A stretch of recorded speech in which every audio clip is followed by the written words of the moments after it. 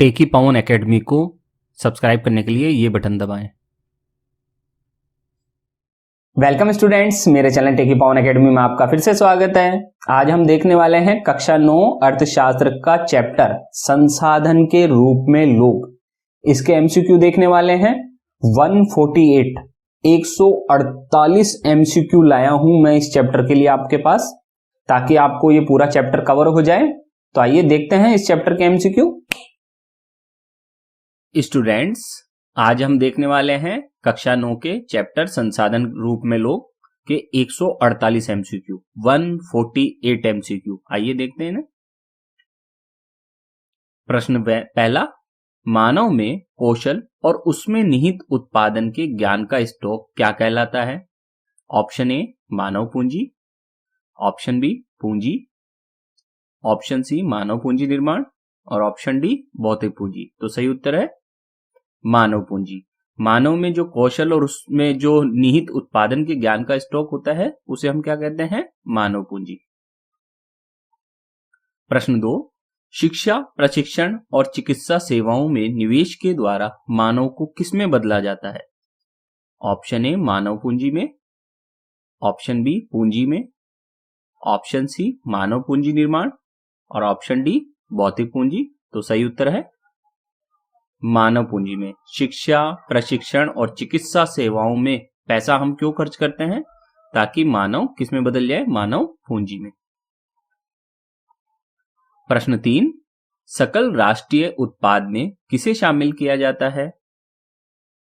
केवल अंतिम वस्तुओं को, केवल अंतिम सेवाओं को, सभी वस्तुओं और सेवाओं को, अंतिम वस्तुओं और सेवाओं को। तो सही उत्तर है केवल अंतिम वस्तुओं और सेवाओं को ही सकल राष्ट्रीय उत्पाद में शामिल किया जाता है।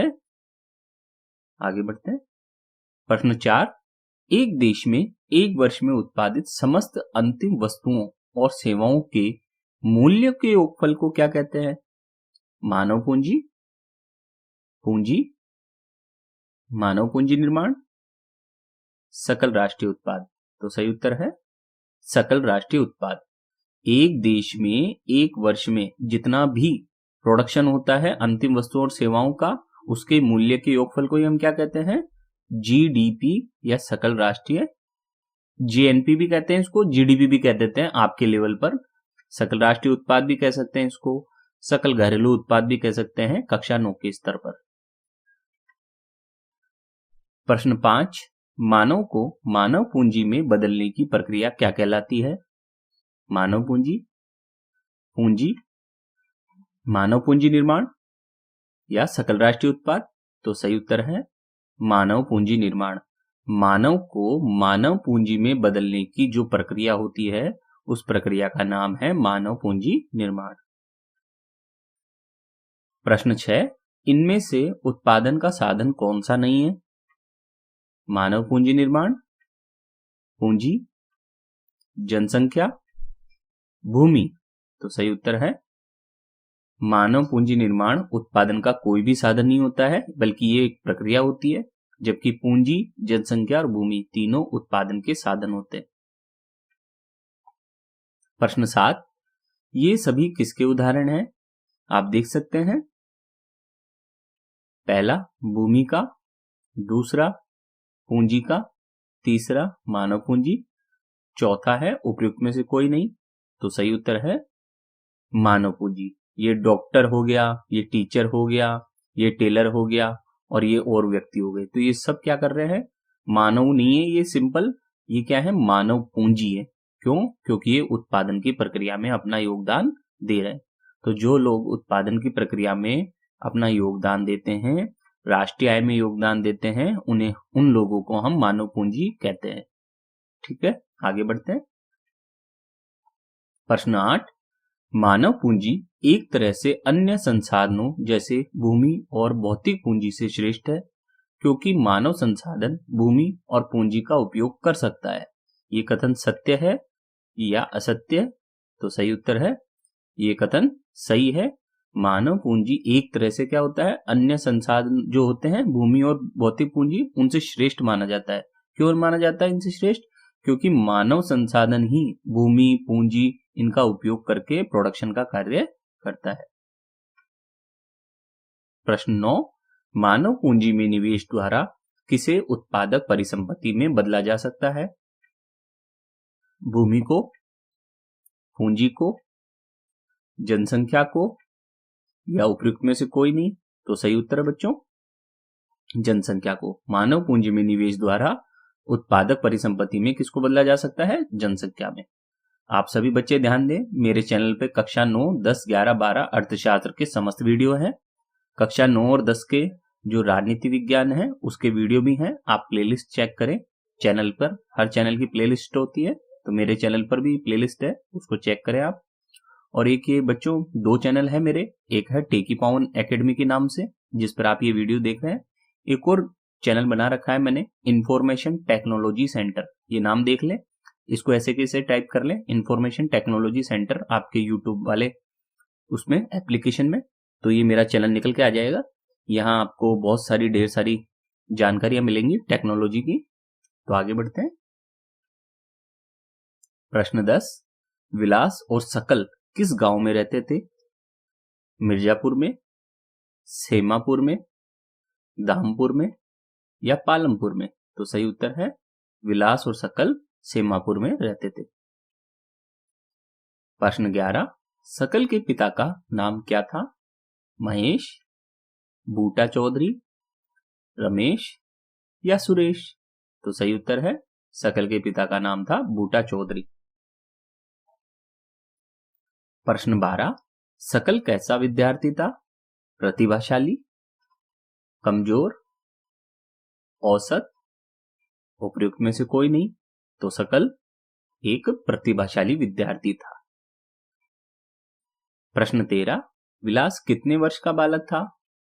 11 वर्ष का, 12 वर्ष का, 13 वर्ष का, या 14 वर्ष का? तो सही उत्तर है विलास 11 वर्ष का बालक था। प्रश्न 14, विलास का परिवार अपना पालन पोषण कैसे करता था? दूध बेचकर, मछलियां बेचकर, दुकानदारी करके, उपरोक्त में से कोई नहीं? तो सही उत्तर है विलास का परिवार मछलियां बेचकर अपना पालन पोषण कार्य करता था। प्रश्न 15, चित्र में पेड़ के पास खड़ा कौन सा व्यक्ति सकल है? ये 2 व्यक्ति हैं पेड़ के पास खड़े हुए, एक ये है और एक ये है, तो दोनों में से कौन है? पेड़ के दाईं तरफ खड़ा व्यक्ति, पेड़ के बाईं तरफ खड़ा व्यक्ति? तो सही उत्तर है पेड़ के दाईं तरफ खड़ा व्यक्ति, ये है, कौन है ये? सकल है। ठीक है।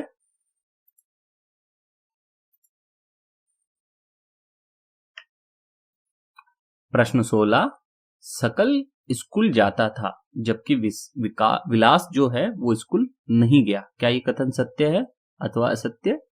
तो ये कथन सत्य है, सकल ही स्कूल जाता था, विलास स्कूल नहीं जाता था। प्रश्न 17, सकल शारीरिक रूप से हुष्ट पुष्ट और स्वस्थ था जबकि विलास गठिया का रोगी था, तो सही है ये या गलत है? तो ये कथन सही है, विलास क्या था? एक गठिया का मरीज था, रोगी था, जबकि सकल एकदम बिल्कुल स्वस्थ व्यक्ति था, हुष्ट पुष्ट था।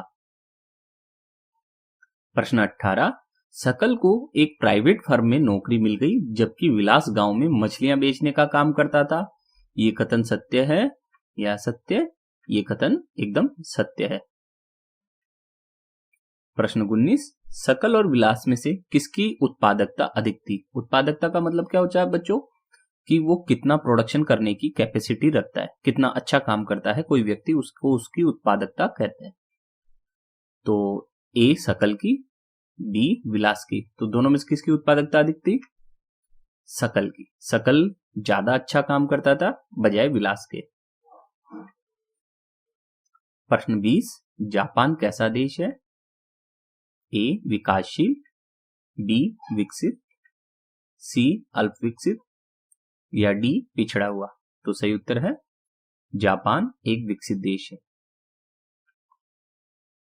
प्रश्न 21, प्राथमिक क्षेत्र में सम्मिलित आर्थिक गतिविधि है डेयरी, मत्स्यन, कृषि, उपर्युक्त सभी, तो सही उत्तर है बच्चों उपर्युक्त सभी। प्राथमिक क्षेत्र में डेयरी भी आती है, मत्स्यन यानी कि मछली पालन भी आता है और कृषि भी आती है। तीनों ही प्राथमिक क्षेत्र की गतिविधि मानी जाती है।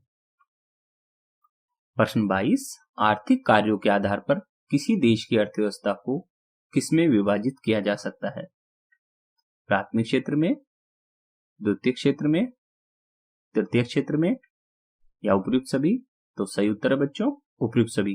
ध्यान देना, आर्थिक कार्यों के आधार पर पूछा है। अगर नॉर्मली भी आपको कोई पूछे कि किसी भारत की अर्थव्यवस्था को कितने भागों में बांटा गया है, तो आप नॉर्मली भी क्या कहोगे? प्राथमिक, द्वितीयक और तृतीयक भागों में बांटा गया है। तृतीय क्षेत्र, 3 क्षेत्रों में बांटा गया है। ठीक है, आर्थिक कार्यों के आधार पर किसी देश की अर्थव्यवस्था को कितने भागों में बांटा गया है? प्राथमिक क्षेत्र, द्वितीय क्षेत्र और तृतीय क्षेत्र। प्रश्न 23, उद्योग को किस क्षेत्र में सम्मिलित किया जाता है?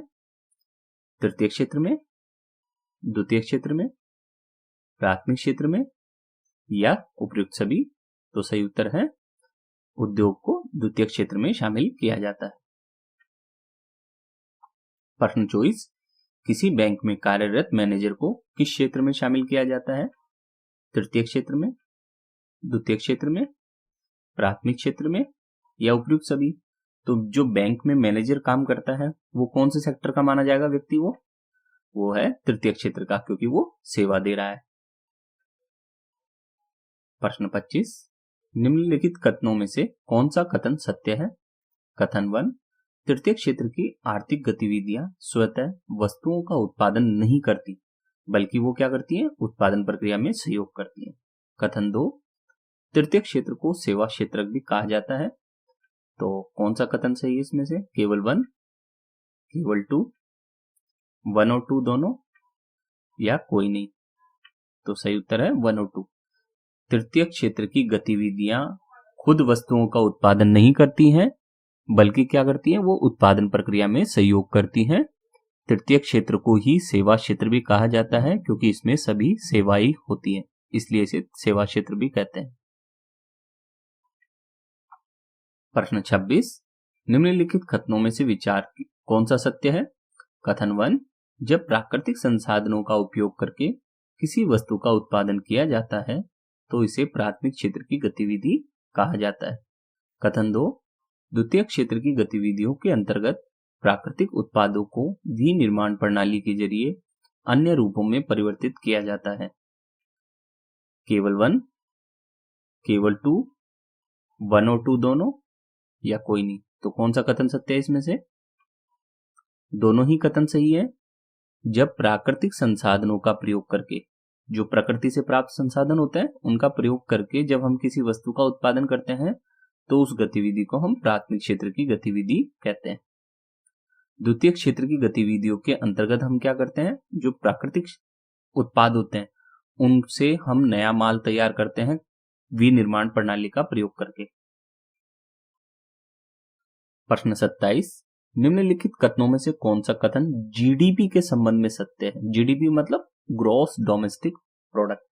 इसको सकल घरेलू उत्पाद भी कहते हैं और कक्षा 9 के लेवल पर आप इसे सकल राष्ट्रीय उत्पाद भी कह सकते हैं। कथन 1, किसी विशेष वर्ष में देश के भीतर उत्पादित सभी अंतिम वस्तुओं और सेवाओं का मूल्य जीडीपी कहलाता है क्या? कथन 2, किसी विशेष वर्ष में देश के नागरिकों द्वारा देश के भीतर एवं बाहर उत्पादित सभी अंतिम वस्तुओं और सेवाओं का मूल्य, क्या ये है जीडीपी? कथन 3, किसी विशेष वर्ष में देश के गरीबी रेखा के ऊपर के नागरिकों के द्वारा उत्पादित वस्तुओं और सेवाओं का मूल्य, क्या ये है जीडीपी? या कथन 4, किसी विशेष वर्ष में देश के करदाता नागरिकों द्वारा उत्पादित सभी अंतिम वस्तुओं और सेवाओं का मूल्य। तो ऑप्शन देखिए, केवल 1 सही है, केवल 2 सही है, केवल 3 सही है या सभी कथन सही है? तो उत्तर है केवल कथन 1 सही है। जीडीपी क्या होती है? किसी विशेष वर्ष में देश के भीतर उत्पादित समस्त अंतिम वस्तुओं और सेवाओं के मूल्य को योगफल को ही हम क्या कहते हैं? सकल घरेलू उत्पाद, सकल राष्ट्रीय उत्पाद, जीडीपी, जीएनपी। ये कक्षा 9 के लेवल पे सही है। प्रश्न 28, किसी अर्थव्यवस्था को आर्थिक कार्यों की प्रकृति के आधार पर कितने क्षेत्रों में बांटा जाता है? 1, 2, 3 या कोई नहीं? तो सही उत्तर है अर्थव्यवस्था को आर्थिक कार्यों की प्रकृति के आधार पर 3 क्षेत्रों में बांटा गया है। प्रश्न 29, किसी अर्थव्यवस्था को आर्थिक कार्यों की प्रकृति के आधार पर कौन से क्षेत्रों में बांटा जाता है? ए प्राथमिक क्षेत्र, द्वितीय क्षेत्र, तृतीय क्षेत्र, संगठित क्षेत्र, असंगठित क्षेत्र, निजी क्षेत्र एवं सार्वजनिक क्षेत्र, या उपयुक्त सभी? तो सही उत्तर है अर्थव्यवस्था को आर्थिक कार्यों की प्रकृति के आधार पर 3 क्षेत्रों में बांटा जाता है। पहला प्राथमिक क्षेत्र होता है, दूसरा द्वितीय क्षेत्र और तीसरा तृतीय क्षेत्र होता है। प्रश्न 30, यह चित्र किस क्षेत्र की गतिविधि को दर्शाता है? ये महिलाएं देखिए खेत में काम कर रही हैं, तो बताइए कौन से क्षेत्र की गतिविधि है? तृतीय क्षेत्र की, द्वितीय क्षेत्र की, प्राथमिक क्षेत्र की, या उपयुक्त सभी? तो सही उत्तर है ये सभी प्राथमिक क्षेत्र की गतिविधियां हैं।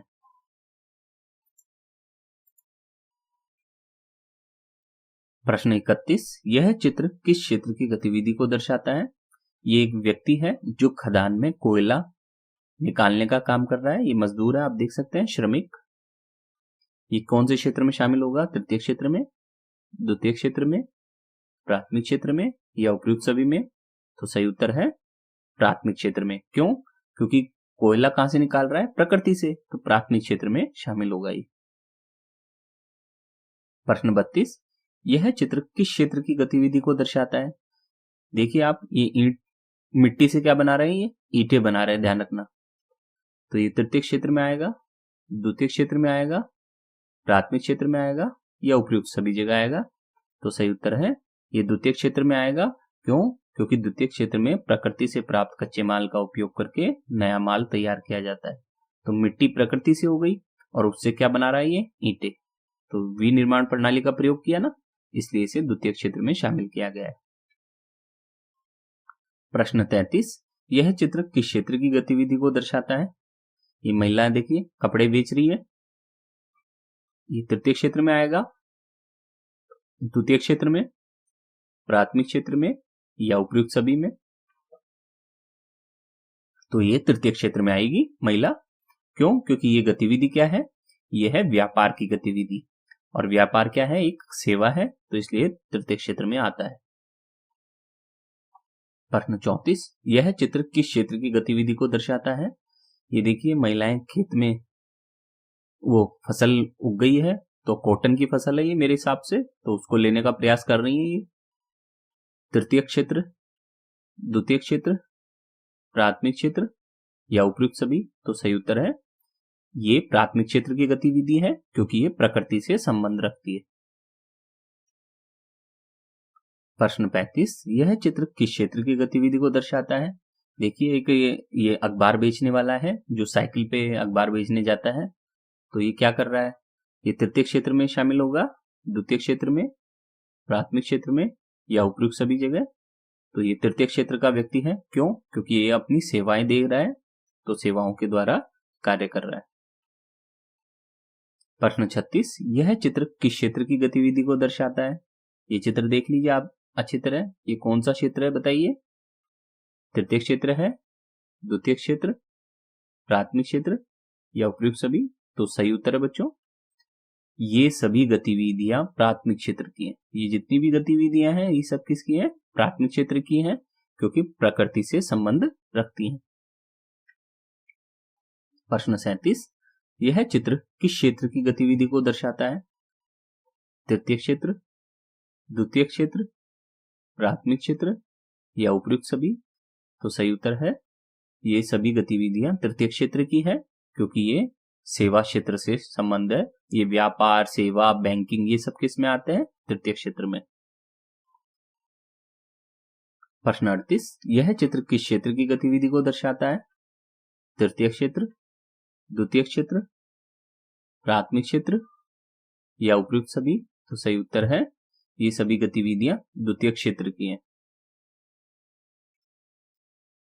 प्रश्न 39, निम्न में से कौन प्राकृतिक उत्पाद है? कपास, दूध, खनिज और अयस्क, उपयुक्त सभी? तो सही उत्तर है उपयुक्त सभी। कपास, दूध, खनिज, अयस्क ये सभी प्रकृति से प्राप्त होते हैं, इसलिए इन्हें हम प्राकृतिक उत्पाद कहते हैं। प्रश्न 40, जब प्राकृतिक संसाधनों का उपयोग करके किसी वस्तु का उत्पादन किया जाता है तो उसे किस क्षेत्र में शामिल किया जाता है? प्राथमिक क्षेत्र, द्वितीय क्षेत्र, तृतीय क्षेत्र या उपरोक्त सभी? तो सही उत्तर है बच्चों, प्राथमिक क्षेत्र में शामिल किया जाएगा जितना भी प्रकृति से उत्पादन होगा। प्रश्न 41, प्राथमिक क्षेत्र को अन्य किस नाम से जाना जाता है? ए, कृषि एवं सहायक क्षेत्र, बी, औद्योगिक क्षेत्र, सी, सेवा क्षेत्र या डी, कोई नहीं। तो सही उत्तर है, प्राथमिक क्षेत्र को कृषि एवं सहायक क्षेत्र के नाम से भी जाना जाता है। प्रश्न 42, द्वितीय क्षेत्र को अन्य किस नाम से जाना जाता है? कृषि एवं सहायक क्षेत्र, औद्योगिक क्षेत्र, सेवा क्षेत्र, कोई नहीं। तो सही उत्तर है, द्वितीय क्षेत्र को औद्योगिक क्षेत्र भी कहते हैं क्योंकि यहां उद्योगों के द्वारा विनिर्माण का कार्य होता है। प्रश्न 43, जब प्राकृतिक उत्पादों को विनिर्माण प्रणाली के जरिए किसी अन्य उत्पाद में बदला जाता है तो उसे किस क्षेत्र में शामिल किया जाता है? प्राथमिक क्षेत्र में, द्वितीय क्षेत्र में, तृतीय क्षेत्र में या उपरोक्त सभी? तो सही उत्तर है बच्चों, द्वितीय क्षेत्र में। जब भी विनिर्माण प्रणाली के द्वारा प्राकृतिक उत्पादों को नया माल में बदला जाएगा, नए उत्पाद में बदला जाएगा, तो उसे हम द्वितीय क्षेत्र में शामिल करेंगे। प्रश्न 44, तृतीय क्षेत्र को अन्य किस नाम से जाना जाता है? कृषि एवं सहायक क्षेत्र, औद्योगिक क्षेत्र, सेवा क्षेत्र या कोई नहीं? तो सही उत्तर है, तृतीय क्षेत्र को सेवा क्षेत्र के नाम से भी जाना जाता है क्योंकि इसमें केवल सेवा होती है, व्यापार, वाणिज्य, बैंकिंग ये सभी सेवाएं। प्रश्न 45, विनिर्माण प्रणाली क्या है?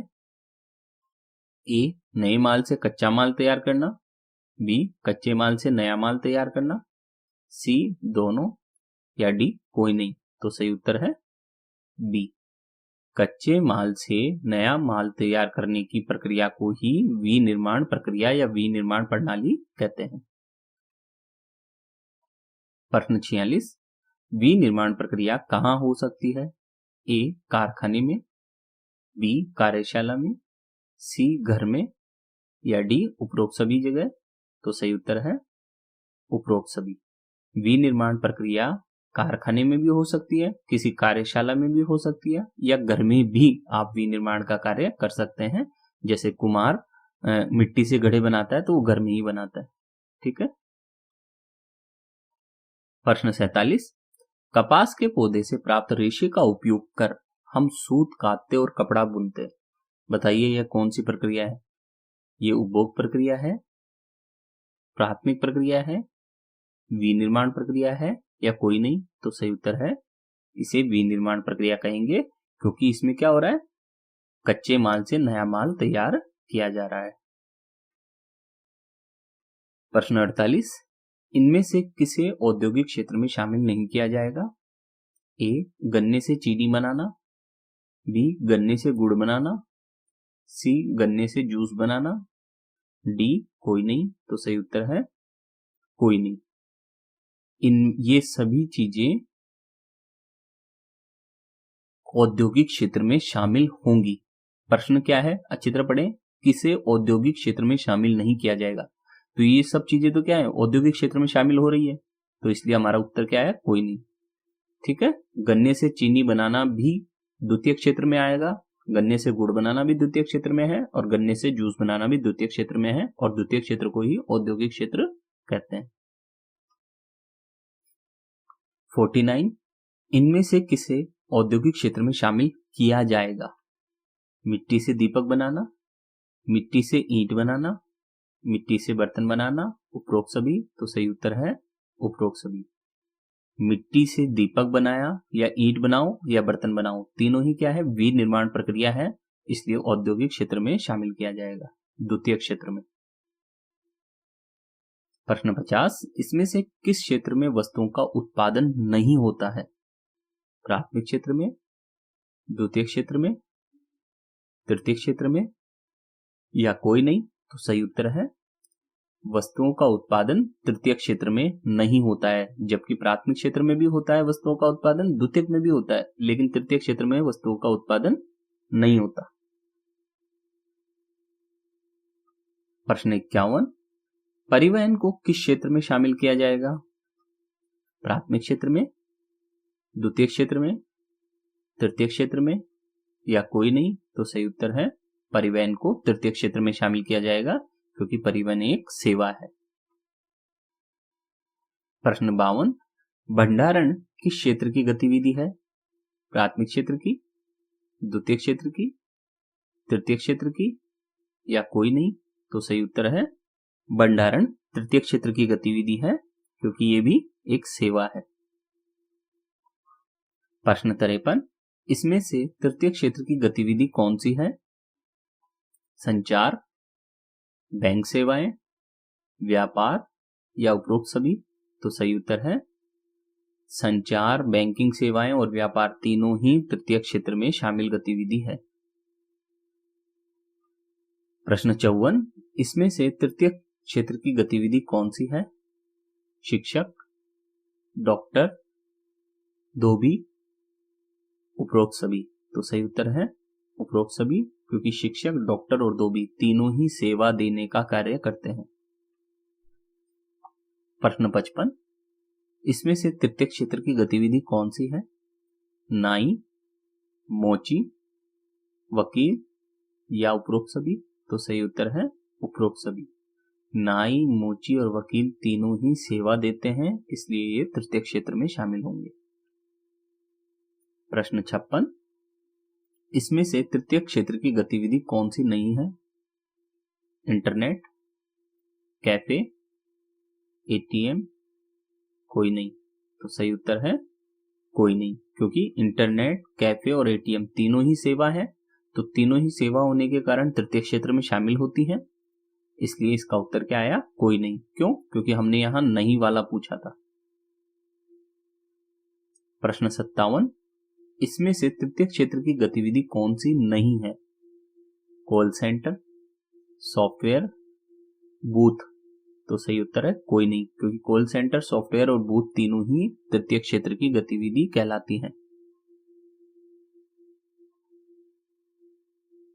प्रश्न 58, क्या द्वितीय क्षेत्र प्राथमिक क्षेत्र पर निर्भर है? हां अथवा ना? तो सही उत्तर है हां, द्वितीय क्षेत्र प्राथमिक क्षेत्र पर निर्भर है, क्योंकि प्राथमिक क्षेत्र से जो माल होता है उसे ही द्वितीय क्षेत्र नए माल में कन्वर्ट करता है। प्रश्न 59, क्या प्राथमिक क्षेत्र द्वितीय क्षेत्र पर निर्भर है? हां अथवा नहीं? तो ये प्रश्न सही है, प्राथमिक क्षेत्र द्वितीय क्षेत्र पर निर्भर है, प्राथमिक क्षेत्र भी द्वितीय क्षेत्र पर निर्भर है। ठीक है। प्रश्न 60, क्या प्राथमिक क्षेत्र, द्वितीय क्षेत्र तथा तृतीय क्षेत्र आपस में एक दूसरे पर निर्भर है ये सभी क्षेत्र? हाँ या नहीं? तो उसका उत्तर है हाँ, तीनों ही क्षेत्र एक दूसरे के पूरक हैं और तीनों ही क्षेत्र एक दूसरे की मदद के बिना टिक नहीं सकते, इसलिए ये तीनों ही एक दूसरे पर, आपस में एक दूसरे पर निर्भर है। प्रश्न 61, दर्जी या टेलर किस क्षेत्र में शामिल किया जाएगा? प्राथमिक क्षेत्र में, द्वितीय क्षेत्र में, तृतीय क्षेत्र में, या कोई नहीं? तो दर्जी या टेलर को हम द्वितीय क्षेत्र में शामिल करेंगे, क्योंकि ये कच्चे माल, कपड़े से नया माल, शर्ट बनाना, जीन्स बनाना तैयार करता है। प्रश्न 62, टोकरी बुनकर, बास्केट वीवर किस क्षेत्र में शामिल होगा? प्राथमिक क्षेत्र में, द्वितीय क्षेत्र में, तृतीय क्षेत्र में, या कोई नहीं? तो सही उत्तर है टोकरी बुनकर को द्वितीय क्षेत्र में शामिल किया जाएगा, क्योंकि ये जो कच्चा माल होता है लकड़ी, उससे टोकरी बना रहा है। प्रश्न 63, फूल की खेती करने वाला फ्लावर कल्टीवेटर किस क्षेत्र में शामिल किया जाएगा? प्राथमिक क्षेत्र में, द्वितीय क्षेत्र में, तृतीय क्षेत्र में, या कोई नहीं? तो सही उत्तर है प्राथमिक क्षेत्र में, क्योंकि फूल की खेती क्या है, प्राथमिक प्रकृति से संबंध रखती है, इसलिए इसे हम प्राथमिक क्षेत्र में शामिल करेंगे। प्रश्न 64, दूध विक्रेता मिल्क वेंडर किस क्षेत्र में शामिल किया जाएगा? प्राथमिक क्षेत्र में, द्वितीय क्षेत्र में, तृतीय क्षेत्र में या उपरोक्त सभी? तो सही उत्तर है तृतीय क्षेत्र में। दूध विक्रेता को या मिल्क वेंडर को तृतीय क्षेत्र में शामिल किया जाएगा क्योंकि ये एक सेवा है। प्रश्न 65, मछुआरा फिशरमैन किस क्षेत्र में शामिल किया जाएगा? प्राथमिक क्षेत्र में, द्वितीय क्षेत्र में, तृतीय क्षेत्र में या उपरोक्त सभी? तो सही उत्तर है प्राथमिक क्षेत्र में। मत्स्य पालन और मछुआरा ये क्या है? प्रकृति से संबंध है, इसलिए इनको प्राथमिक क्षेत्र में शामिल किया जाएगा।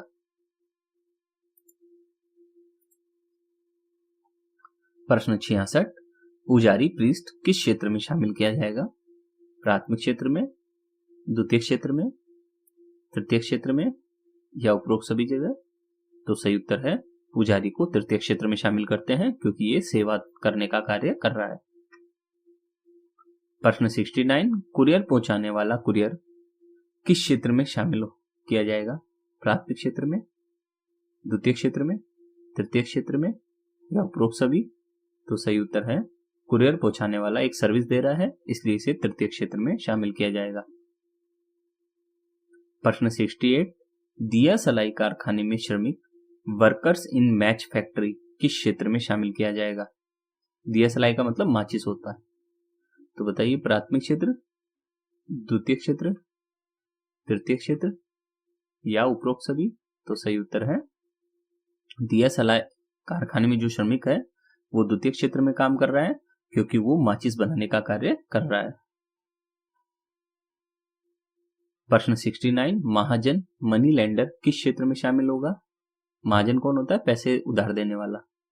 प्राथमिक क्षेत्र में, द्वितीय क्षेत्र में, तृतीय क्षेत्र में या उपरोक्त सभी? तो सही उत्तर है तृतीय क्षेत्र में। महाजन को तृतीय क्षेत्र में शामिल किया जाता है। प्रश्न 70, माली या गार्डनर किस क्षेत्र में शामिल किया जाएगा? प्राथमिक क्षेत्र में, द्वितीय क्षेत्र में, तृतीय क्षेत्र में या उपरोक्त सभी जगह? तो सही उत्तर है माली को प्राथमिक क्षेत्र में शामिल किया जाएगा क्योंकि ये प्रकृति से संबंध कार्य कर रहा है। प्रश्न 71, कुमार पोटर किस क्षेत्र में शामिल किया जाएगा?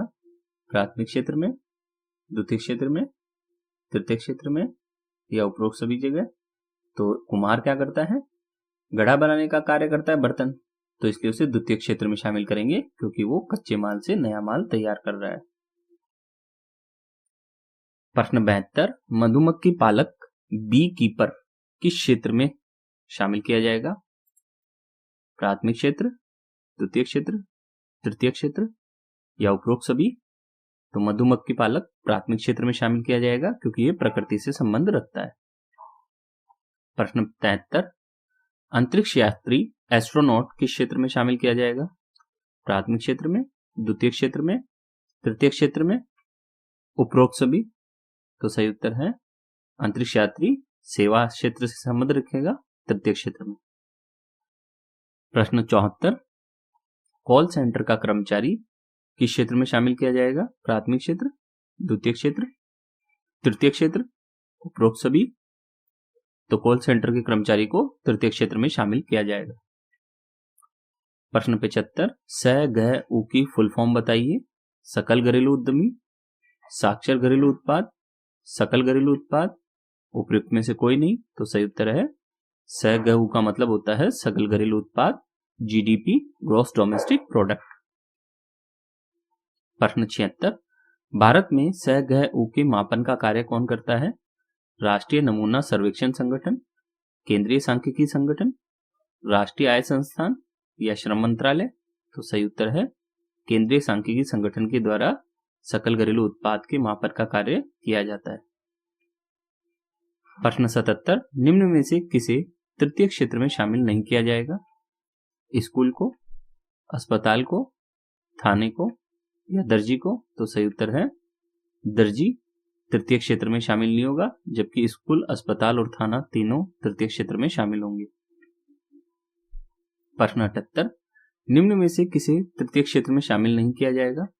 डाक विभाग, टोकरी बुनकर, कचहरी या ग्रामीण प्रशासनिक कार्यालय? तो सही उत्तर है टोकरी बुनकर तृतीय क्षेत्र का नहीं है, जबकि डाक विभाग, कचहरी और ग्रामीण प्रशासनिक कार्यालय तीनों ही तृतीय क्षेत्र में शामिल किए जाएंगे। प्रश्न 79, निम्न में से किसे तृतीय क्षेत्र में शामिल नहीं किया जाएगा? नगर निगम, रक्षा, मछुआरा या परिवहन? तो सही उत्तर है मछुआरा प्राथमिक क्षेत्र का है, बाकी नगर निगम, रक्षा और परिवहन तीनों तृतीय क्षेत्र में शामिल किए जाएंगे। प्रश्न 80, निम्न में से किसे तृतीय क्षेत्र में शामिल नहीं किया जाएगा? बैंक, बीमा, वकील या कुम्हार? तो सही उत्तर है कुम्हार। बैंक, बीमा, वकील तीनों ही तृतीय क्षेत्र में शामिल किए जाएंगे। प्रश्न 81, निम्न में से किसे तृतीय क्षेत्र में शामिल नहीं किया जाएगा? रेस्टोरेंट, पर्यटन, मधुमक्खी पालक या व्यावसायिक प्रशिक्षण? तो सही उत्तर है मधुमक्खी पालक तृतीय क्षेत्र में शामिल नहीं होगा, जबकि रेस्टोरेंट, पर्यटन और व्यावसायिक प्रशिक्षण तीनों तृतीय क्षेत्र में शामिल होंगे।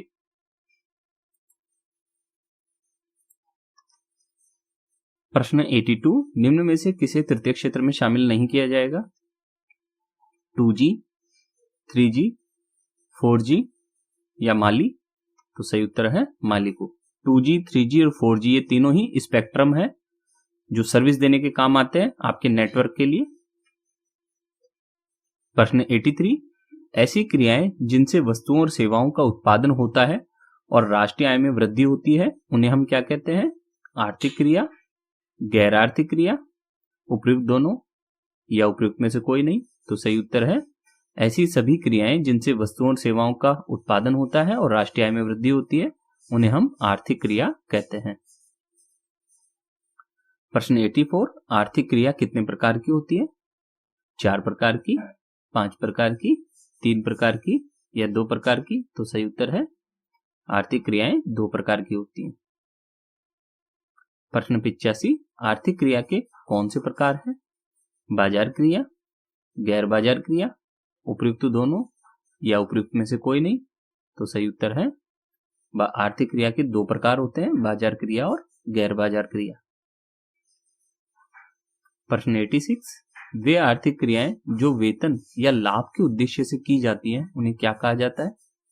बाजार क्रिया, गैर बाजार क्रिया, उपभोग क्रिया या उपयुक्त में से कोई नहीं? तो सही उत्तर है ऐसी सभी क्रियाएं जो वेतन या लाभ प्राप्ति के लिए की जाती हैं, उन्हें हम बाजार क्रिया कहते हैं। प्रश्न 87, वे आर्थिक क्रियाएं जो स्वयं उपभोग के लिए की जाती हैं, उन्हें क्या कहा जाता है? बाजार क्रिया, गैर बाजार क्रिया, उपयुक्त दोनों या उपयुक्त में से कोई नहीं? तो सही उत्तर है जो स्वयं उपभोग के लिए यानी कि खुद के उपभोग के लिए जो कार्य किया जाता है, उसे हम गैर बाजार क्रिया कहते हैं। प्रश्न 88, इस चित्र में ऊपर से नीचे जाते हुए अर्थव्यवस्था के क्षेत्रों का क्रम बताइए।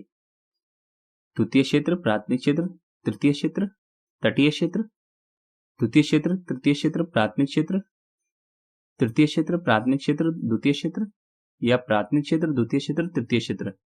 तो देखिए आप कौन से ऑप्शन सही है? तो सही उत्तर है बच्चों डी। ये ट्रैक्टर चल रहा है खेत में, ये प्राथमिक क्षेत्र है, ये फैक्ट्री लगी हुई है, ये द्वितीय क्षेत्र है, और ये परिवहन हो रहा है, तो ये तृतीय क्षेत्र है। प्रश्न 89, किसी अर्थव्यवस्था को कार्य के वातावरण के आधार पर कितने क्षेत्रों में बांटा जाता है? 1, 2, 3, कोई नहीं? तो सही उत्तर है 2। अब ध्यान देना बच्चों, ये अर्थव्यवस्था को कार्य के वातावरण के आधार पर पूछ रहे हैं। उससे पहले हमने अर्थव्यवस्था के 3 क्षेत्र पढ़े थे, वो अलग थे। ये हैं कार्य के वातावरण के आधार पर अर्थव्यवस्था को कितने क्षेत्रों में बांटा गया है? तो 2। ठीक है। प्रश्न 90, किसी अर्थव्यवस्था को कार्य के वातावरण के आधार पर कौन से क्षेत्रों में बांटा जाता है? प्राथमिक क्षेत्र, द्वितीय क्षेत्र, तृतीय क्षेत्र, संगठित क्षेत्र एवं असंगठित क्षेत्र, निजी क्षेत्र एवं सार्वजनिक क्षेत्र, उपयुक्त सभी? तो सही उत्तर है कार्य के वातावरण के आधार पर अर्थव्यवस्था को संगठित क्षेत्र और असंगठित क्षेत्र में विभाजित किया जाता है। प्रश्न 91, अर्थव्यवस्था के संगठित क्षेत्र के संबंध में निम्न में से कौन सा कथन सही है? पहला, इस क्षेत्र में रोजगार की अवधि निश्चित होती है। दूसरा, इस क्षेत्र में सरकारी नियमों का पालन होता है। तीसरा, ये सरकार के पास रजिस्टर्ड पंजीकृत होते हैं। कथन 1 और 2 सही है, कथन 1 और 3 सही है, कथन 2 और 3 सही है, या सभी कथन सही है? तो उत्तर है सभी कथन सही। संगठित क्षेत्र वो क्षेत्र होता है जहां रोजगार की अवधि निश्चित होती है, सरकार के जो नियम होते हैं उनका भी पालन होता है और ये सरकार के पास रजिस्टर्ड भी होते हैं। प्रश्न 92, अर्थव्यवस्था के संगठित क्षेत्र के संबंध में निम्न में से कौन सा कथन सही है? पहला, सवेतन छुट्टी, दूसरा, भविष्य निधि, तीसरा, चिकित्सीय लाभ, चौथा, सुरक्षित कार्य वातावरण। तो कथन कौन से सही है? 1 2 3, 4 2 3, 1 3 4, या सभी कथन सही? तो उत्तर है सभी कथन सही। संगठित क्षेत्र ऐसा क्षेत्र होता है जहां कर्मचारी को सवेतन छुट्टी भी मिलती है, भविष्य की निधि भी मिलती है, चिकित्सा के लाभ भी मिलते हैं और सुरक्षित कार्य वातावरण भी उसे प्रोवाइड किया जाता है। प्रश्न 93, अर्थव्यवस्था के असंगठित क्षेत्र के संबंध में निम्न में से कौन सा कथन सही है? पहला, इस क्षेत्र में रोजगार की अवधि निश्चित नहीं होती, दूसरा, इस क्षेत्र में सरकारी नियमों का पालन नहीं होता, तीसरा, ये सरकार के पास पंजीकृत नहीं होते। कथन 1 और 2 सही, कथन 1 और 3 सही, कथन 2 और 3 सही, या सभी कथन सही? तो सभी कथन सही है। असंगठित क्षेत्र ऐसा क्षेत्र होता है जहां रोजगार की समयावधि निश्चित नहीं हुई होती, सरकार के नियमों का भी पालन नहीं होता है और ये सरकार के पास रजिस्टर भी नहीं होते हैं। प्रश्न 94, अर्थव्यवस्था के असंगठित क्षेत्र के संबंध में निम्न में से कौन सा कथन सही है? 1 2 3, 4 2 3, 1 3 4, या सभी कथन सही? तो ये सभी कथन सही है। अर्थव्यवस्था का जो असंगठित क्षेत्र होता है वहां सवेतन छुट्टी की गारंटी नहीं मिलती है, भविष्य निधि की गारंटी भी नहीं होती है, चिकित्सीय लाभ की गारंटी भी नहीं होती और सुरक्षित कार्य वातावरण की गारंटी भी नहीं होती है। प्रश्न 95, विद्यालय में पढ़ाता शिक्षक किस क्षेत्र की गतिविधि है? संगठित क्षेत्र, असंगठित क्षेत्र, दोनों, या किसी में नहीं? तो सही उत्तर है विद्यालय में जो शिक्षक पढ़ा रहा है वह संगठित क्षेत्र में आता है क्योंकि उस पर सरकार के नियमों का पालन किया जाता है उसके कार्य में। प्रश्न 96, बाजार में अपनी पीठ पर सीमेंट की बोरी ढोता हुआ एक श्रमिक किस क्षेत्र की गतिविधि है? संगठित क्षेत्र की, असंगठित क्षेत्र की, दोनों में, या किसी में नहीं? तो ये असंगठित क्षेत्र में है क्योंकि जो सीमेंट की बोरी ढो रहा है मजदूर उसको सरकार के नियमों के अनुसार समयावधि, लाभ आदि नहीं मिलते। प्रश्न 97, अपने खेत की सिंचाई करता किसान कौन से क्षेत्र की गतिविधि है? संगठित क्षेत्र, असंगठित क्षेत्र, दोनों, या कोई नहीं? तो सही उत्तर है असंगठित क्षेत्र। क्यों? क्योंकि किसान पर भी सरकार के नियमों कानूनों का पालन नहीं होता है, इसलिए असंगठित क्षेत्र में कार्य करता है किसान। प्रश्न 98, अस्पताल में मरीज का इलाज करता डॉक्टर किस क्षेत्र की गतिविधि है? संगठित क्षेत्र, असंगठित क्षेत्र, दोनों में, या किसी में नहीं? तो अस्पताल में जो मरीज का इलाज कर रहा है डॉक्टर उसे हम संगठित क्षेत्र का व्यक्ति मानते हैं। प्रश्न 99, एक ठेकेदार के अधीन काम करता एक दैनिक मजदूरी वाला श्रमिक किस क्षेत्र की गतिविधि है? संगठित क्षेत्र, असंगठित क्षेत्र, दोनों, किसी में नहीं? तो सही उत्तर है ठेकेदार के अधीन जो मजदूर काम कर रहा है दैनिक वेतन पर, दैनिक मजदूरी पर, उसे हम असंगठित क्षेत्र का व्यक्ति मानेंगे। प्रश्न 100, एक बड़े कारखाने में काम करने जाता एक कारखाना श्रमिक किस क्षेत्र की गतिविधि है? संगठित क्षेत्र, असंगठित क्षेत्र, दोनों में, या किसी में नहीं? तो सही उत्तर है संगठित क्षेत्र। ध्यान देने वाली बात है, एक बड़ा कारखाना है उसमें कोई श्रमिक कार्य कर रहा है तो बड़े कारखानों में सरकार के नियमों का पालन किया जाता है, इसलिए हमने इसको संगठित क्षेत्र का व्यक्ति माना है। प्रश्न 101, वह बाजार जहां श्रम को सेवाओं के बदले में भुगतान प्राप्त होता है उसे क्या कहते हैं? श्रम बाजार, उपभोग बाजार, उत्पादन बाजार, या उपयुक्त में से कोई नहीं? तो सही उत्तर है श्रम बाजार। जहां श्रम को उसकी सेवाओं के बदले में भुगतान प्राप्त होता है उसे हम श्रम बाजार कहते हैं। प्रश्न 102, जनसंख्या की गुणवत्ता इनमें से किस पर निर्भर करती है? साक्षरता दर पर, स्वास्थ्य पर, लोगों का कौशल निर्माण पर या उपयुक्त सभी? तो सही उत्तर है उपयुक्त सभी। जो जनसंख्या की क्वालिटी है या गुणवत्ता है वो साक्षरता, स्वास्थ्य और कौशल तीनों पर निर्भर करती है। प्रश्न 103, साक्षर और स्वस्थ जनसंख्या देश की परिसंपत्तियां होती है। क्या ये कथन सत्य है अथवा असत्य? तो ये कथन एकदम सत्य है कि साक्षर और स्वस्थ जनसंख्या देश की असेट्स होती हैं, परिसंपत्तियां होती हैं। प्रश्न 104, प्रत्येक जिले में लगभग कितने नवोदय विद्यालय होते हैं? 2, 3, 4 या 1? तो सही उत्तर है प्रत्येक जिले में लगभग 1 नवोदय विद्यालय होता है। किसी परिस्थिति में किसी जिले में 2 भी खोले जा सकते हैं, लेकिन जनरली 1 होता है। प्रश्न 105, पहली पंचवर्षीय योजना में शिक्षा पर कितने करोड़ रुपए व्यय किया गया था? 181 करोड़ रुपए, 151 करोड़ रुपए, 171 करोड़ रुपए या 161 करोड़ रुपए? तो सही उत्तर है पहली पंचवर्षीय योजना में 151 करोड़ रुपए खर्च किया गया था शिक्षा पर। प्रश्न 106, सकल घरेलू उत्पाद के प्रतिशत के रूप में 1951-52 में शिक्षा पर कितना व्यय किया गया था? 0.64%, 0.44%, 8%, 3%? तो सही उत्तर है बच्चों 0.64% खर्च किया गया था शिक्षा पर 1951-52 में। प्रश्न 107, 1951 से जनसंख्या की साक्षरता दर बढ़ रही है, ये कथन सत्य है अथवा असत्य? तो ये कथन बिल्कुल सत्य है कि जब से हमारा देश आजाद हुआ है 1951 से लेकर आज तक हमारी जो शिक्षा है वो बढ़ती जा रही है। प्रश्न 108, देश में साक्षरता दर सबसे अधिक किस राज्य में? राजस्थान में, हरियाणा में, बिहार में या केरल में? तो सही उत्तर है सबसे ज्यादा साक्षर व्यक्ति केरल में है। प्रश्न 109, देश में साक्षरता दर सबसे कम किस राज्य में? राजस्थान में, हरियाणा में, बिहार में या केरल में? तो सही उत्तर है सबसे कम साक्षरता दर भारत में बिहार राज्य में है। प्रश्न 110, 6 से 14 वर्ष आयु वर्ग के सभी स्कूली बच्चों को वर्ष 2010 तक प्राथमिक शिक्षा प्रदान करने की दिशा में कौन सा कार्यक्रम प्रारंभ किया गया था? सर्व शिक्षा अभियान, स्कूल लोटो शिविर, सेतु पाठ्यक्रम या मिड डे मील? तो सही उत्तर है सर्व शिक्षा अभियान। सर्व शिक्षा अभियान क्या था? 6 से 14 वर्ष की जो आयु वर्ग है उसके सभी स्कूली बच्चों को वर्ष 2010 तक प्राथमिक शिक्षा प्रदान कर दी जाए, उसके लिए यह कार्यक्रम प्रारंभ किया गया था, सर्व शिक्षा अभियान। प्रश्न 111, इनमें से कौन सा कार्यक्रम प्राथमिक शिक्षा में नामांकन बढ़ाने के लिए किया गया था? नामांकन मतलब बच्चों की एंट्री बढ़ाने के लिए, ज्यादा से ज्यादा बच्चे अपना नाम लिखाएं स्कूल के लिए।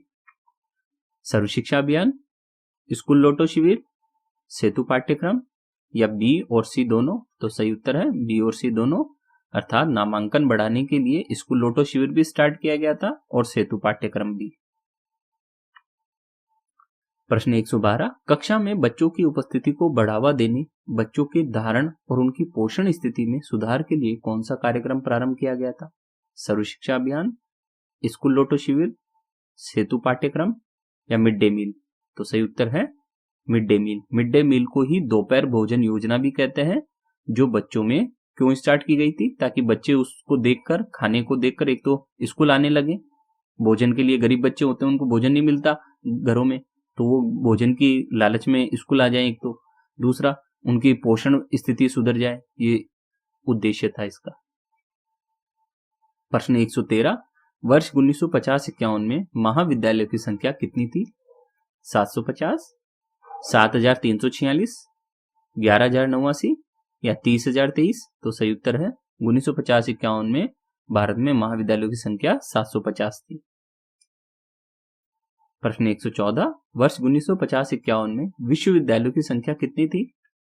523, 177, 238, 30? तो सही उत्तर है 30। 1950-51 में कितने विश्वविद्यालय थे भारत में? 30।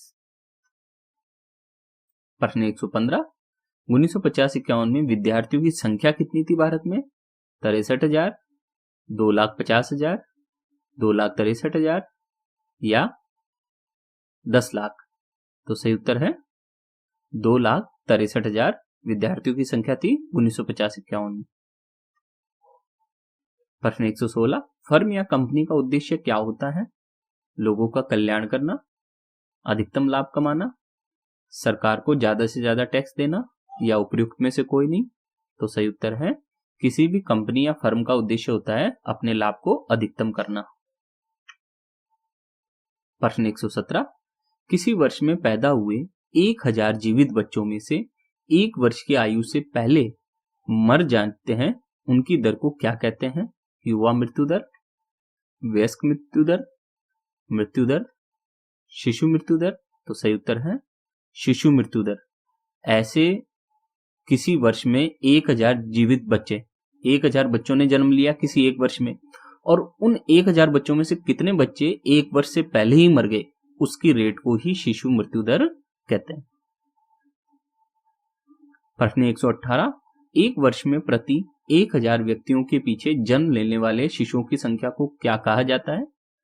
युवा जन्म दर, वयस्क जन्म दर, जन्म दर या शिशु मृत्यु दर। तो सही उत्तर है जन्म दर। 1,000 जो व्यक्ति होते हैं उसके पीछे 1,000 व्यक्तियों के ऊपर कितने बच्चों ने जन्म लिया है, उसकी दर को हम जन्म दर के नाम से जानते हैं। प्रश्न 119, एक वर्ष में प्रति 1,000 व्यक्तियों के पीछे मरने वाले लोगों की संख्या को क्या कहा जाता है? युवा मृत्यु दर, वयस्क मृत्यु दर, मृत्यु दर, शिशु मृत्यु दर। तो सही उत्तर है मृत्यु दर। 1,000 व्यक्तियों के पीछे कितने लोगों की मृत्यु होती है, उसके रेट को ही हम मृत्यु दर कहते हैं। प्रश्न 120, वर्ष 2014 में भारत में जीवन प्रत्याशा कितनी थी? जीवन प्रत्याशा का मतलब कि जीवन जीने की आशा कितनी थी? 68.3 वर्ष, 67 वर्ष, 65 वर्ष, 65.7 वर्ष। तो सही उत्तर है भारत सरकार के अनुसार 2014 में 68.3 वर्ष हमारे जीवन की प्रत्याशा थी। वर्ष प्रश्न 121, वर्ष 1951 में शिशु मृत्यु दर कितनी थी? 34, 147, 65, 65.7। तो सही उत्तर है 1951 में देश में शिशु मृत्यु दर 147 थी। प्रश्न 122, वर्ष 2016 में शिशु मृत्यु दर कितनी थी? 34, 147, 65, 65.7। तो सही उत्तर है 34। तो देखिए वर्ष 1951 से लेकर अब तक हमारे यहाँ शिशु मृत्यु दर बहुत तेजी से घटी है, तो ये एक अच्छी बात है। तो ये 34 आ गई है 2016 में। प्रश्न 123, भारत में कुल 381 मेडिकल कॉलेज और 301 डेंटल कॉलेज है, ये कथन सही है या गलत? तो ये कथन एकदम सत्य है। प्रश्न 124, जनसंख्या का वह भाग जिसकी उम्र 15 से 59 वर्ष के बीच है उसे हम क्या कहते हैं? सेवा बल, श्रम बल, कार्यबल या मानव बल? तो सही उत्तर बच्चों श्रम बल। जनसंख्या का वह भाग जो 15 से 59 वर्ष की आयु का है उसे हम श्रम बल कहते हैं। प्रश्न 125, 15 से 59 वर्ष की वह जनसंख्या जो काम करने के लिए प्रचलित मजदूरी दर पर इच्छुक है, तैयार है, और उसे काम नहीं मिलता है, तो उसे हम बेरोजगार कहते हैं। क्या ये कथन सत्य है अथवा असत्य? तो ये कथन एकदम सत्य है। तो बेरोजगारी की परिभाषा क्या होगी? बेरोजगारी की परिभाषा आप कैसे देंगे कि 15 से 59 वर्ष की वह जनसंख्या जो काम करने के लिए प्रचलित मजदूरी दर पर तैयार है और उसे काम नहीं मिलता है, तो उसे हम बेरोजगारी कहते हैं। ठीक है। प्रश्न 126, इनमें से कौन सा बेरोजगारी का प्रकार है? ऑप्शन ए मौसमी बेरोजगारी, बी प्रच्छन्न बेरोजगारी, सी शिक्षित बेरोजगारी, डी उपरोक्त सभी। तो सही उत्तर है उपरोक्त सभी। बेरोजगारी का मौसमी बेरोजगारी, प्रच्छन्न बेरोजगारी, शिक्षित बेरोजगारी, ये तीनों ही बेरोजगारी के प्रकार माने जाते हैं। प्रश्न 127, इनमें से कौन सा ग्रामीण बेरोजगारी का प्रकार है? मौसमी बेरोजगारी, प्रच्छन्न बेरोजगारी, शिक्षित बेरोजगारी या मौसमी और प्रच्छन्न बेरोजगारी दोनों? तो सही उत्तर है बच्चों, ग्रामीण क्षेत्र में मौसमी बेरोजगारी और प्रच्छन्न बेरोजगारी दोनों पाई जाती है। प्रश्न 128, इनमें से कौन सा शहरी बेरोजगारी का प्रकार है? मौसमी बेरोजगारी, छिपी बेरोजगारी, शिक्षित बेरोजगारी, उपयुक्त में से कोई नहीं? तो सही उत्तर है, शहरी क्षेत्र में ज्यादातर शिक्षित बेरोजगारी पाई जाती है, पढ़े लिखे लोगों की। प्रश्न 129, जब लोग वर्ष के कुछ महीनों में रोजगार प्राप्त नहीं कर पाते हैं तो उसे कौन सी बेरोजगारी कहते हैं? मौसमी बेरोजगारी, छिपी बेरोजगारी, शिक्षित बेरोजगारी या उपयुक्त में से कोई नहीं? तो सही उत्तर है, ऐसी बेरोजगारी को हम मौसमी बेरोजगारी कहेंगे, जब व्यक्ति को किसी मौसम विशेष में वर्क नहीं मिलता है, काम नहीं मिलता है और वो बेरोजगार होता है, तो उसे हम मौसमी बेरोजगारी कहते हैं। प्रश्न 130, भारत में प्रच्छन्न बेरोजगारी सामान्यतः दिखाई देती है कृषि क्षेत्र में, फैक्ट्री क्षेत्र में, सेवा क्षेत्र में या उपयुक्त में से कोई नहीं? तो सही उत्तर है, प्रच्छन्न बेरोजगारी भारत के कृषि क्षेत्र में दिखाई देती है। प्रश्न 131, यदि कृषि क्षेत्र से कुछ लोगों को हटा दिया जाए और फिर भी उत्पादन प्रभावित नहीं हो तो उसे कौन सी बेरोजगारी कहेंगे? अल्प बेरोजगारी, छिपी बेरोजगारी, प्रच्छन्न बेरोजगारी या उपरोक्त सभी? तो सही उत्तर है, उपरोक्त सभी। जब कृषि क्षेत्र से कुछ लोगों को हटा दिया जाए और फिर भी प्रोडक्शन पर कोई असर नहीं पड़ रहा, पहले भी 10 किलो प्रोडक्शन हो रहा था और अब भी 10 किलो प्रोडक्शन हो रहा है जबकि हमने लोगों को हटा दिया, तो ऐसी बेरोजगारी को हम कहेंगे अल्प बेरोजगारी। इसी के पर्यायवाची हैं ये छिपी बेरोजगारी और प्रच्छन्न बेरोजगारी। प्रश्न 132, जब लोग प्रचलित मजदूरी दर पर काम करने को तैयार हों और फिर भी उन्हें काम नहीं मिले तो उसे कौन सी बेरोजगारी कहेंगे? अल्प बेरोजगारी, छिपी बेरोजगारी, प्रच्छन्न बेरोजगारी या खुली बेरोजगारी? तो इसका सही उत्तर है खुली बेरोजगारी। जब व्यक्ति काम करने के लिए तैयार हो प्रचलित मजदूरी दर पर और फिर भी काम नहीं मिले तो उसे हम खुली बेरोजगारी के नाम से जानते हैं। प्रश्न 133, छिपी बेरोजगारी में अतिरिक्त लोगों का उत्पादन में योगदान कितना होता है? 0, 100 केजी प्रति व्यक्ति, 50 केजी प्रति व्यक्ति, 500 केजी प्रति व्यक्ति? इसका उत्तर है 0। मान लीजिए 10 लोगों को आपने लगा रखा था काम पर और उनसे 1000 किलो प्रोडक्शन हो रहा था। अब 12 लोगों को काम पे लगा दिया, फिर भी 1000 किलो ही प्रोडक्शन हो, तो उन 2 लोगों का उत्पादन में योगदान क्या होगा? फिर 0 होगा ना। तो ऐसे लोगों को हम क्या कहेंगे? छिपे बेरोजगार। प्रश्न 134, अल्प बेरोजगारी तब होती है जब लोग काम करना नहीं चाहते, सुस्त ढंग से काम कर रहे हैं, अपनी क्षमता से काम कर रहे हैं या उनके काम के लिए भुगतान नहीं किया जाता। तो सही उत्तर है इसका, जब व्यक्ति अपनी क्षमता से कम काम करता है तो उसे अल्प बेरोजगारी कहते हैं। प्रश्न 135, बेरोजगारी में वृद्धि किसका सूचक मानी जाती है? मंदी का, मुद्रास्फीति का, आर्थिक समृद्धि का या आर्थिक विकास का? तो सही उत्तर है मंदी। जब जब बेरोजगारी बढ़ेगी इसका मतलब है लोगों के पास पैसा कम है, तो पैसा कम है तो वो मांग कम करेंगे और मांग कम करेंगे तो क्या होगा?